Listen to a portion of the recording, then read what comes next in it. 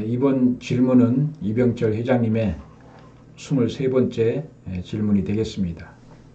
그 내용은 천주교의 어떤 단체는 기업주를 착취자로, 근로자를 착취당하는 자로 단정하고 기업의 분열과 파괴를 조장하는데 자본주의 체제와 미덕을 부인하는 것인가? 다시 한번 말씀드리겠습니다. 천주교의 어떤 단체는 기업주를 착취자로, 근로자를 착취당하는 자로 단정, 기업의 분열과 파괴를 조장하는데 자본주의 체제와 미덕을 부인하는 것인가? 이런 질문이 되겠습니다. 여러분 어떻습니까? 기업주가 착취자가 되고 근로자는 착취당하는 사람입니까? 이것은 공산주의 사상입니다. 공산주의는 그렇게 교육하고 있습니다. 그래서 천주교의 모든 단체가 그렇게 하는 것은 아니죠. 어떤 단체는 그렇게 기업주를 착취자로, 근로자를 착취당하는 자로 단정하고 있습니다. 왜? 공산주의 사상에 물들어 있기 때문에 그렇습니다. 전에도 말씀드렸습니다만 천주교의 국교인 99% 이상의 그러한 천주교를 믿고 있는 사람들이 왜 거기서 공산국가가 되고, 왜 그런 나라 공산국가가 되고 그런 나라가 공산화되느냐, 거기서 온갖 범죄와 온갖 혼란이 벌어지느냐, 그것은 바로 공산주의 사상에 물들어 있고 그것을 신봉하는 사람들이 많기 때문에 그렇습니다. 공산주의 사상은 기업주를 착취자로 여기고 있습니다. 근로자를 착취당하는 자로 단정하고 있습니다. 그런데 과연 그럴까요? 근로자가 착취자입니까? 아닙니다. 착취당하는 자입니까? 아닙니다. 기업주가 착취자입니까? 아닙니다. 왜냐하면 기업주는 착취하는 것이나 더불어 사는 사람이어야 됩니다. 기업주가 없으면 근로자가 있을 수 있습니까? 사실은 기업주는 정말로 위대한 사람들입니다. 위대한 분들입니다. 자기의 능력을 가지고 많은 사람들을 먹여 살리고 있다고 하는 것을 아셔야 됩니다. 만약에 기업주가 없다면 일을 어디 가서 할 수 있습니까? 그러니까 기업주와 근로자는 어떤 관계들이냐면 주체와 대상의 관계입니다. 서로가 협력하는 관계고 서로가 도와주는 관계가 바로 기업주와 근로자의 관계입니다. 착취자와 착취당하는 자가 아닙니다. 그런데 지금까지 많은 기업주가 착취하는 사람들도 있다고 하는 것입니다. 이게 문제라고 하는 것이죠. 원래 기업주와 근로자가 서로 간에 협력을 해서 서로 간에 협력을 할 때 발전하고 회사가 흥하고 발전하는데, 기업주와 근로자가 싸우게 되면 그 회사는 망하게 됩니다. 그런 예를 우리가 얼마나 많이 보아왔습니까? 기업주가 착취자로 여기고 근로자가 맨날 데모하고 그런다면 그 회사는 망할 수밖에 없고 그 회사는 부도날 수밖에 없다고 하는 것을 우리는 알고 있습니다. 그리고 어떻게 해야 되느냐? 기업주는 근로자들을 위해주고 근로자는 회사의 발전을 위해서 노력을 하고 서로 간에 서로를 위해서 기업주와 근로자가 노력을 한다면 그 회사는 발전하고 성공하게 될 것입니다. 그러면 수입이 많이 나면은 근로자를 많이 대우해 줄 수가 있습니다. 대우해 주어야 됩니다. 그리고 기업주는. 근데 그것을 착취하고 일만 시키고 봉급을 적게 주는 기업주들이, 악덕 기업주들이 많았기 때문에 지금 공산주의 사상이 거기에서부터 태동되게 된 것입니다. 우리 인간의 마음의 욕망, 부자가 아홉 가마니에 쌀이 있는데 한 가마니에 쌀을 뺏어서 100가마니를 만들려고 한다고 하는 그런 우리 속담이 있는 것처럼 부자가 그런 너무 많은 욕심을 행했기 때문에 지금 이런 공산주의 사상이 나왔고 공산주의를 그를 신봉하는 사람들이 나오게 된 것입니다. 그러나 기업주가 정말로 베풀고 위해주고 사원들의 복지를 위해주고 사원들을 어떻게든지 많이 주려고 하고 또 근로자들도 열심히 노력해서 회사를 살찌게 하고 발전하게 하는 그런 관계가 되어야 회사가 발전하는 것이다. 그러니까 사람에 달렸습니다. 기업자가 착취자가 될 수도 있고 근로자가 착취당하는 사람이 될 수도 있습니다. 그렇지만 그렇지 않은 경우라야 회사가 발전한다고 하는 것이죠. 기업주는 근로자들을 자기 자식처럼 아들, 딸처럼 사랑하고 복지를 베풀어야 되고 우리 근로자들은 기업주를 부모처럼 존경하고 또 회사를 위해서 노력하는 열심히 하는 그런 모습들이 되면 기업주와 근로자가 착취자와 착취당하는 사람이 아니라 서로 협력하는 사람, 서로 도움 주는 사람으로 도움 주는 사람이 된다고 하는 것을 아셔야 됩니다. 자본주의 체제와 미덕 부인하는 것이 아닙니다. 기업의 분열과 파괴를 조장해서 그들은 무엇을 일으키려고 하느냐 하면 공산주의자들은 그 천주교의 그런 어떤 단체들은 공산주의 사상에 물들어서 기업의 분열과 파괴를 조장하는 것은 뭐냐면 바로 망하게 해서 공산혁명을 일으키기 위해서 공산당 혁명을 일으키기 위해서 공산화시키기 위해서 그것을 조장한다고 하는 것이죠. 그래서 공산주의 사상은 발전을 어떻게 보느냐 하면 투쟁으로 발전한다 이렇게 봅니다. 분열과 투쟁으로 발전하기 때문에 끊임없이 투쟁하기를 요구하는 것입니다. 그래서 그 분열과 파괴를 조장하는 것입니다. 분열과 파괴를 조장하는 것입니다. 공산주의 사상에 물들어서 그렇습니다. 그런데 공산주의 사상에 물들지 않은 사람, 아는 기업주나 아는 근로자들은 그런 생각을 갖지 않는다고 하는 것입니다. 서로 공생의 삶을 살아야 되지 않겠습니까? 공생의 또 같이 살고 같이 또 영화를 누리고 같이 의롭게 사는 공생, 공영, 공의주의 사회를 추구하는 것이 바로 본연의 이상사회입니다. 자본주의 체제와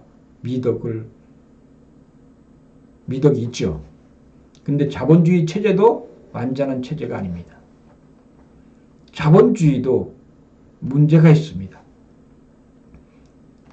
제가 지금 자본주의의 문제를 다루고 싶지는 않습니다만 자본주의도 잘못된 것이 있습니다. 그러니까 그 잘못도 바로잡아줘야 되죠. 그러니까 그 자본주의와 공산주의가 지금 서로 대립하고 투쟁하고 싸우고 있습니다만은 이것을 근본적으로 우리가 공산주의는 좌익이라고 민주주의는 우익이라고 합니다. 이 좌익과 우익이 계속 싸우고 있습니다. 지금도 좌익과 우익이 싸우고 있습니다. 이것은 오른팔과 왼팔과 같습니다. 그래서 이것을 조정하는 사람이 나와야 됩니다. 그것이 뭐냐면 머리입니다. 머리가 왼팔과 오른팔을 하나로 만들 수가 있습니다.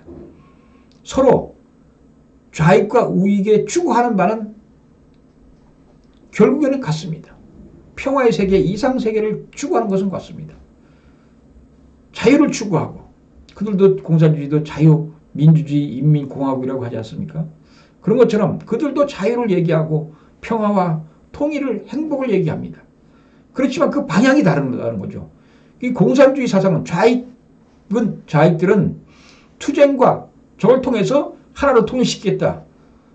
싸움을 통해서, 갈등을 통해서 발전한다. 이렇게 공산주의 사상을 세워놓고 있기 때문에 그렇게 행동하는 것입니다. 그러나 투쟁과 갈등을 통해서 발전하는 것은 없습니다. 파괴만이 있을 뿐입니다.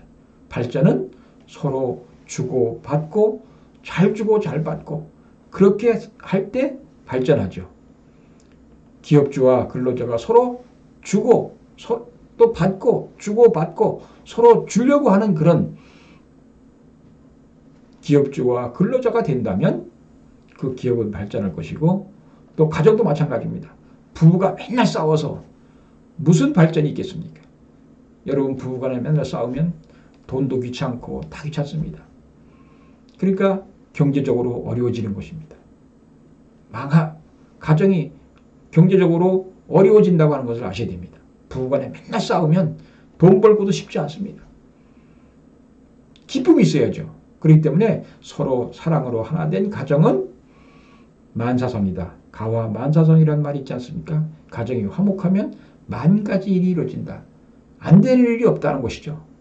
우리 일생에서 만 가지 일이 뭐가 있겠습니까? 그러니까 너는 가정이 화목하게 살면 만사형통한다. 내가 생각한 대로 말한 대로 내가 행동한 대로 이루어진다. 우리가 말이 씨가 된다는 말이 있지 않습니까? 여러분이 말하면 이루어지는 또 그것을 행동으로 옮기면 이루어지는 그런 모습이 어떤 모습이냐? 가화를 이룬 사람이다. 가화를 이룬 가정은 그렇게 된다고 하는 것을 우리는 알고 있습니다. 많은 사람들이 참 어떻게 하면 발전하고 싶다. 어떻게 하면 우리가 성공하고 싶다. 승리하고 싶다 할 때 그것은 어떤 것이냐? 많이 주는 사람이 승리합니다. 많이 베푸는 사람이 많이 받게 되어 있습니다. 미국이 세계적인 강국이 됐는데요. 지금 점차적으로 어려워져 가고 있습니다. 왜? 그동안 원조를 많이 베풀었습니다. 그러니까 세계 사람들이 미국을 그렇게 좋아했습니다. 그러나 이제는 미국 자체만을 위하려고 하니까 세계 사람들이 미국을 싫어합니다. 자기 이익만 챙기려고 한다. 자기 이득만 취하려고 하니까 모든 사람이 싫어합니다. 여러분, 자기만을 위해서 살려고 하는 사람, 좋아하는 사람 없습니다. 베풀고 희생하는 사람, 그런 사람을 좋아한다고 하는 것이죠.